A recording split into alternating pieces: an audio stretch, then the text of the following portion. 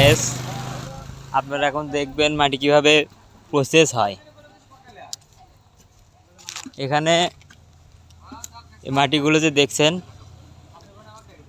এই জায়গাতে প্রথমে মাটি যানবাহন দিয়ে আনা হয়, তারপরে এখানে নিয়ে এসে ভেজানো হয়। ভেজানোর পর এই যে কোবাকুবি চলছে,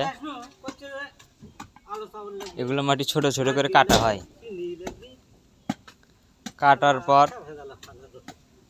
মেশিনে দেওয়া হয়।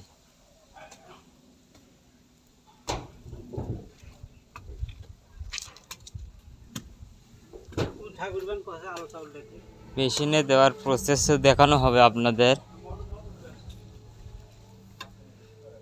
কারেন্ট নাই তো,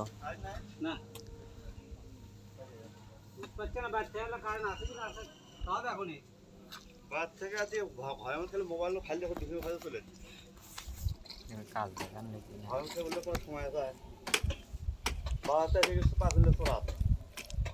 বাঙালিরা শেষ শেষ করেছে, ঘাস ভোট করেছে, বাজার ধুয়ে কিছুক্ষণ